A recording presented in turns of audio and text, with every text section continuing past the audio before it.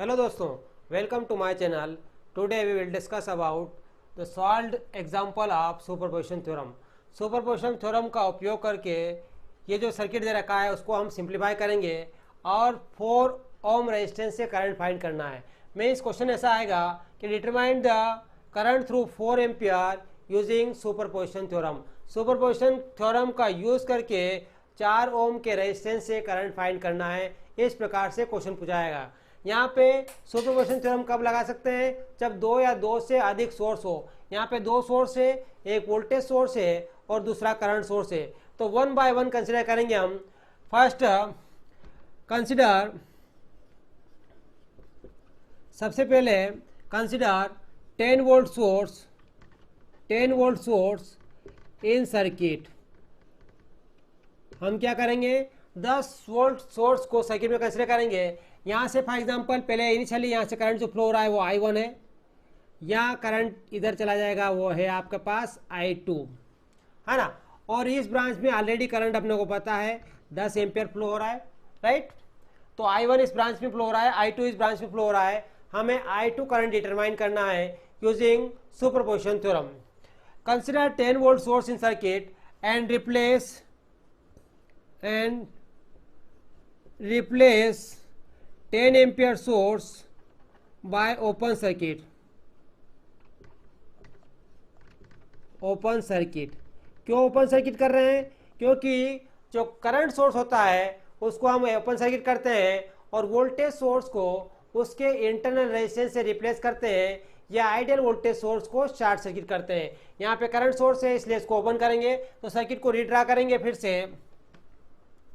ये आपके पास 10 वोल्ट का सोर्स है, यहाँ पे आपके पास 1 ओम का रेजिस्टेंस लगा है इस ब्रांच में, और ये आपके पास 4 ओम का एक रेजिस्टेंस लगाया है।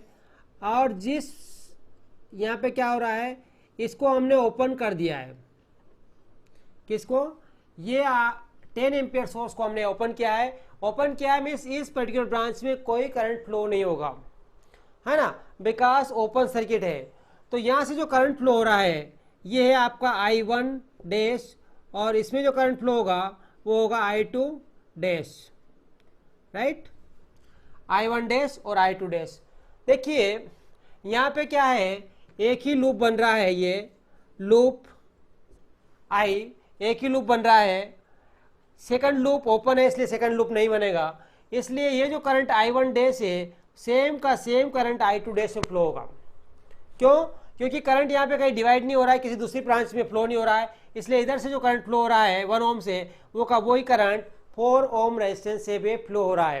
तो हम क्या करेंगे, किरचॉफ्स वोल्टेज लॉ अप्लाई करेंगे लूप में और करंट डिटरमाइन करेंगे। तो यहाँ पे आपका जो करंट है वो हमने एज्यूम किया है I1 डैश फॉर एग्जाम्पल, है ना। तो I1 डैश और I2 डैश दोनों ही सेम है। वो तो I1 dash equal to I2 dash. तो 10 minus 1 I1 dash minus 4 I1 dash, क्योंकि इसमें 4 एम्पियर करंट फ्लो हो रहा है इसलिए 4 I1 dash equal to 0।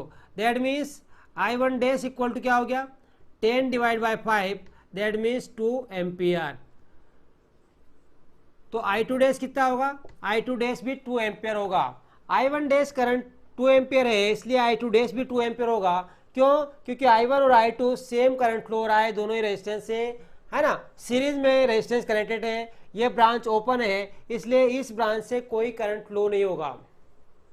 Now case, अब now consider 10 ampere source in circuit and replace 10 volt source by their internal resistance, है ना।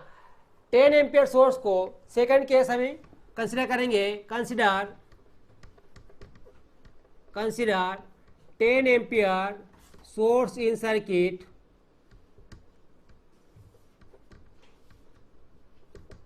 and replace 10 volt source by short circuit. Short circuit से क्यों replace कर रहे हैं हम? बिकॉज यहाँ पे इस 10 वोल्ट सोर्स का कोई इंटरनल रेजिस्टेंस नहीं गिवन है, इसलिए इसको हम शॉर्ट सर्किट से रिप्लेस करेंगे। तो यहाँ पे क्या हो गया, ये शॉर्ट सर्किट हो गया। ये आपका 1 ओम का रेजिस्टेंस हमने कनेक्ट किया है, यहाँ पे आपका 4 ओम का रेजिस्टेंस कनेक्ट किया है, और ये जो है ये हमने एक करंट सोर्स जो है उसको कनेक्ट किया है 10 एम्पियर को। यहाँ पे 10 एम्पियर करंट ऐसे फ्लो हो रहा है, तो यहाँ पे डाउनवर्ड हो जाएगा करंट I2 डबल डैश, और यहाँ पे current I1 double dash flow होगा, राइट।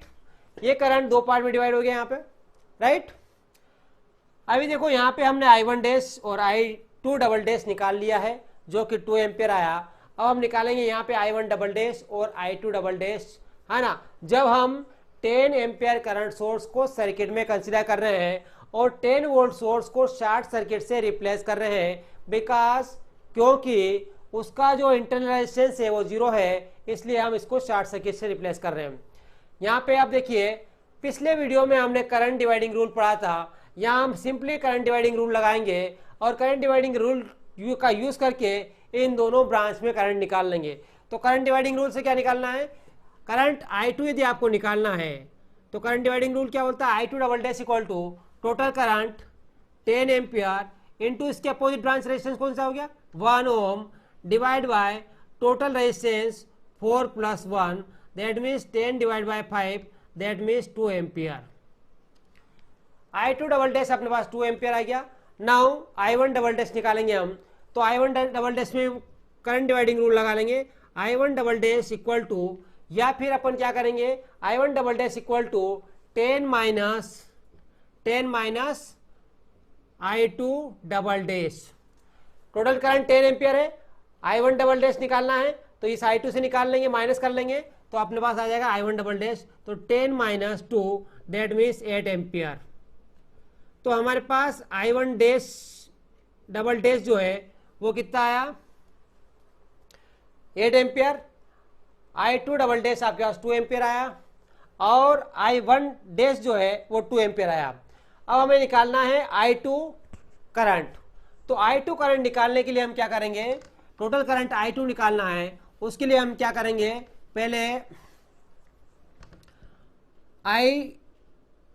I1 देख लेते हैं, पहले I इक्वल टू देख लेते हैं। I करंट इस ब्रांच में ऐसे फ्लो हो रहा है, तो इस ब्रांच में भी ऐसे फ्लो हो रहा है जब 10 वोल्ट कंसिडर किया, तो ये हो गया आपका I1 डैश, और जब ऐसे किया, जब सेकंड सोर्स कंसिडर किया तब इसकी डायरेक्शन चेंज हो गई, तो minus I1 double dash, right. ये था आपका इसको I1 मान लो, इसको I2 मान लो, तो ये आपका I1। I2 इक्वल टू क्या हो जाएगा, I2 यहाँ पे डाउनवर्ड है, यहाँ पे भी डाउनवर्ड है, और यहाँ पे भी डाउनवर्ड है, तो सेम डायरेक्शन में करंट फ्लो हो रहा है, तो I2 dash plus I2 double dash. I1 dash कितना है, I1 डैश आपके पास कितना आया 2 एम्पियर, है ना, तो 2 माइनस I1 डबल डैश कितना आया, I1 डबल डैश आपका आया 8 एम्पियर, है ना, I1 डबल डैश कितना आया 8 एम्पियर, I1 डैश आपके पास आया 2 एम्पियर, I1 डबल डैश आपके पास आया 8 एम्पियर, है ना, I1 डबल डैश आपके पास कितना आया 8 एम्पियर, तो यहाँ पे कितना हो गया -6, राइट। ये हो गया आपका -6 एम्पियर, क्या I1। नाउ I2 कितना था, I2 डैश कितना है 2 एम्पियर, प्लस लगाएंगे क्योंकि यहाँ प्लस लगा हुआ है। I2 डबल डैश कितना है, I2 डबल डैश आपका 2 एम्पियर है, तो इक्वल टू 4 एम्पियर, यानी ये आ गया आपका I2। इस ब्रांच में फ्लो होने वाला टोटल करंट जो है वो 4 एम्पियर है।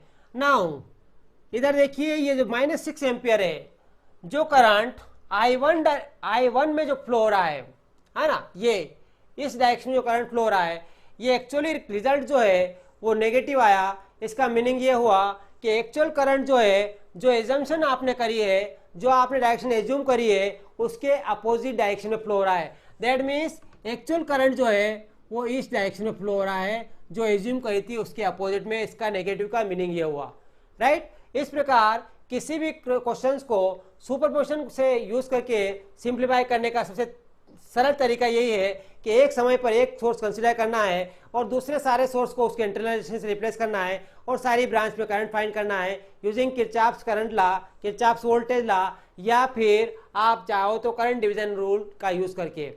सिमिलरली दूसरे सोर्स को कंसिडर करें और बाकी सारे सोर्स को उसके इंटरनल रेजिस्टेंस से रिप्लेस करें और सेम प्रोसीजर अप्लाई करके आप करंट फाइंड करें हर एक ब्रांच में। उसके बाद एल्जेब्रिक सम के इक्वेशन लिखना है जैसे यहाँ पे लिखी, और उसके थ्रू आप करंट निकाल सकते हो और ये टोटल करंट आपको मिल जाएगा। यदि कोई करंट की वैल्यू नेगेटिव आती है, इसका मतलब ये होता है कि जिस डायरेक्शन में आपने करंट एज्यूम किया था, एक्चुअल करंट उसके अपोजिट डायरेक्शन में फ्लो हो रहा है।